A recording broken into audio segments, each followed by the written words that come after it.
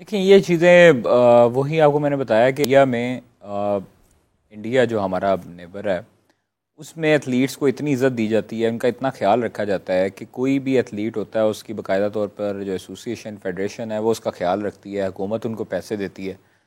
और आप ये देखें कि जो नीरज चोपड़ा हैं, जो जेवलिन थ्रोअर हैं, उनकी तरफ से उनको जो है वो ख़ास तौर पर उनको यूरोप भेजा गया ट्रेनिंग के लिए और ट्रेनिंग करवाई जा रही है उनको वहाँ पर उनको यूज़ टू करवाया जा रहा है वेदर से।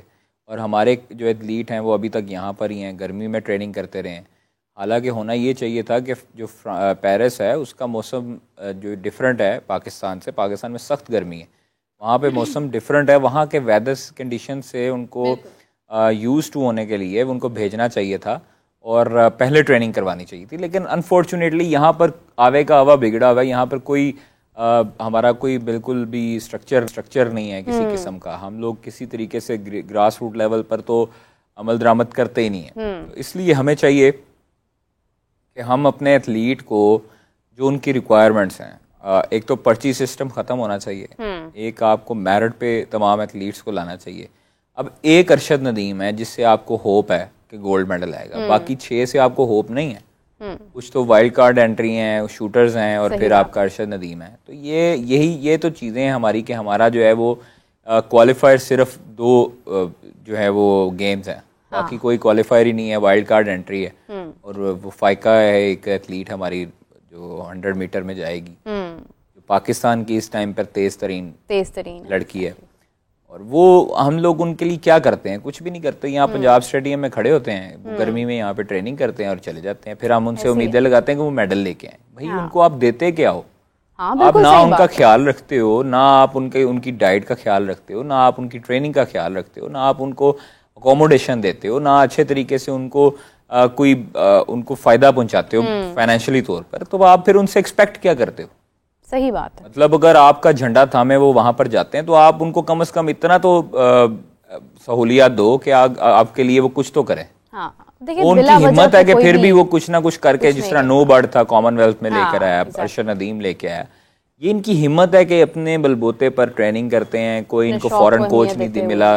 नीरज चोपड़ा वहां पर ट्रेनिंग करता है बाहर जाके, बिल्कुल ऐसे ही है। देखिए वो हर खेल को कादिर सपोर्ट करते हैं। अभी मैं देख रही थी आई गेस के 5 PM हाफिज साहब और सवेरा जी जो हैं वो प्रोग्राम कर रहे थे और वो आलिया रशीद के साथ उन्होंने जब गुफ्तगू का सिलसिला जारी किया तो आलिया रशीद साहिबा ने कहा कि PCB में यानी पाकिस्तान क्रिकेट बोर्ड में हर मौजू पर बात होती है सिवाय क्रिकेट के। एक तो ये चीज़ उन्होंने हाईलाइट की, फिर उन्होंने एग्जैक्टली बात, क्योंकि जिस वक्त वो थी वो उन्होंने उस टाइम की बात कोट की, अभी की भी वो चीज़ें डेफिनेटली जानती होंगी। इससे पहले का उन्होंने हवाला दिया, उन्होंने कहा अगर हम 2023 के वर्ल्ड कप की बात करते हैं ODI की, तो आप ये देखें कि हमारा इतना इंटरेस्टिंग मैच है एक पाकिस्तान साउथ अफ्रीका का। हमारा अगला मैच यानी साउथ अफ्रीका के साथ है और उसके बाद पाकिस्तान में क्या हो रहा है कि हमारे प्लेयर्स के फोन्स आ रहे हैं, कॉन्ट्रैक्ट की बातें कर रहे हैं, पैसों की बातें कर रहे हैं। मतलब वो ये है कि एक जो इंटरेस्ट का लेवल है, जो चीज़ें हमें अपने क्रिकेटर्स के अंदर डेवलप करने की ज़रूरत है, वो कहीं ना कहीं लैक करती हैं। हर मौजू पर बात होती है, हर चीज़ पर बात होती है, लेकिन क्रिकेट के ऊपर जब बात आती है तो फिर आप इधर उधर बातों को कर देते हैं और उसका अंजाम आपने देख लिया कि हमारी आज हम USA से भी हारे बैठे हैं। देखिए आलिया रशीद हमारे लिए बड़ी काबिल एहतराम है, लेकिन उनको अगर ये सारी चीज़ें पता थी तो उन्होंने तब क्यों नहीं बोला जब वो इक़्तिदार में थी? ये एक अलग, क्योंकि एग्जैक्टली यहाँ पर आके बात खत्म हो जाती है कि जब आप ओहदेदार खुद होते हैं। हम लोग जब उतरते हैं किसी ओहदे से हमें तभी क्यों याद आता है कि बोलना है। ठीक है, हमने तो जो भी है चीज़ें यहाँ पर हम बोलते हैं। हाँ।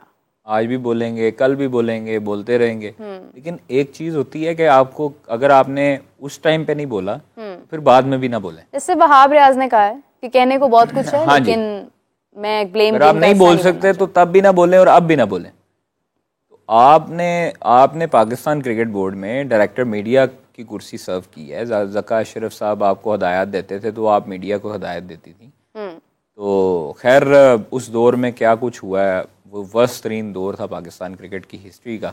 हाँ। जो पाकिस्तान क्रिकेट को जितना तबाह कर सकते थे उन्होंने किया और पाकिस्तान की क्रिकेट असल जो है वो ज़का अशरफ साहब के दौर में जो है वो बैकफुट पर जानी शुरू हुई और उसके आफ्टर शॉक्स हम आज उससे पहले आप परफॉर्मेंस देख लें पाकिस्तान टीम की, वो बेहतरीन थी, लेकिन उनके मशीर जो थे वो गलत मशीर थे।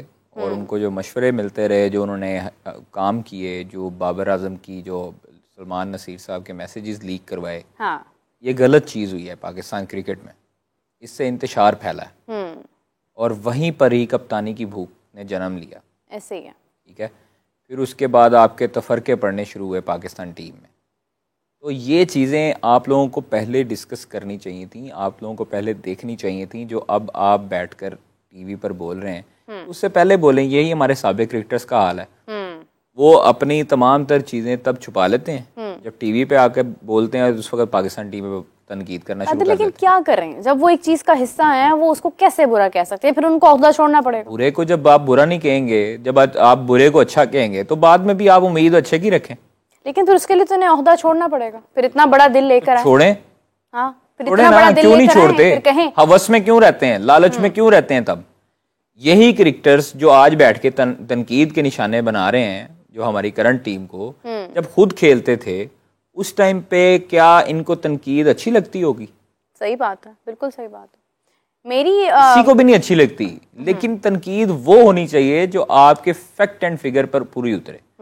आपकी बेबुनियाद बातों पर तनकीद नहीं होनी चाहिए कि आपका जिसका मुंह उठता है, दिल करता है कि वो तनकीद करना शुरू कर देता है। जो आपके पास फैक्ट्स हैं, जो आपके पास एक फैक्चुअल जो चीजें हैं, वो आप डिस्कस करें क्रिकेटिंग थिंग्स पर, पर्सनल ना हो किसी के साथ। सही।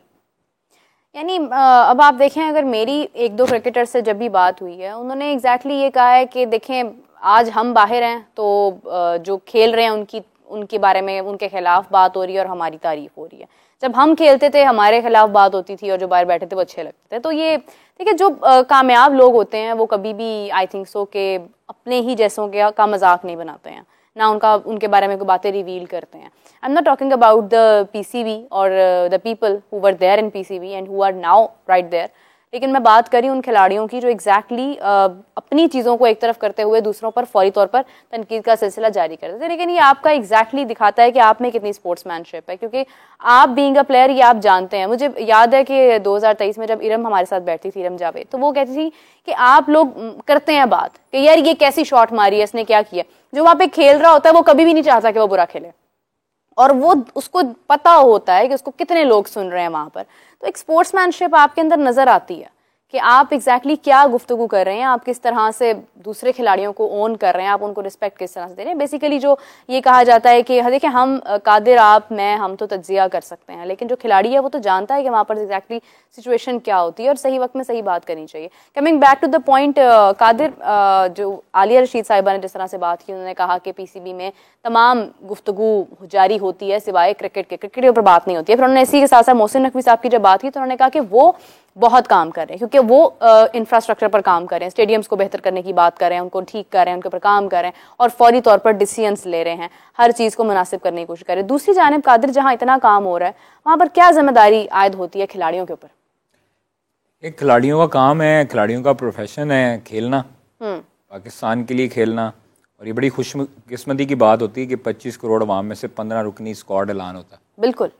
तो अगर वो 15 रुकनी स्क्वाड ये नॉन सीरियस एटीट्यूड दिखाएगा, डिसोबे करेगा, ऑर्डर्स को मिसबिहेव करेगा, तो फिर वो अपने साथ खुद ज्यादती करते हैं। पाकिस्तान टीम के कप्तान हों या खिलाड़ी हों, कम से कम पाकिस्तान के साथ सिंसेयर हों। जब वो ग्रीन शर्ट पहन लेते हैं, उनके पास उनको फिर ये नहीं सोचना चाहिए कि मैं ज़ाती तौर पे उसको नहीं पसंद या वो मुझे ज़ाती तौर पे नहीं पसंद। फिर आप ग्राउंड में उतर गए हैं तो फिर ग्राउंड में उतर के आपने एज ए जेल होकर, आपने एज ए टीम होकर खेलना है, तभी रिजल्ट्स अच्छे आते हैं। अदरवाइज रिजल्ट्स इसी तरह के आएंगे जो यूएसए से आ रहे, इंडिया से आ रहे, फिर उसके बाद 2023 का वर्ल्ड कप आ रहे।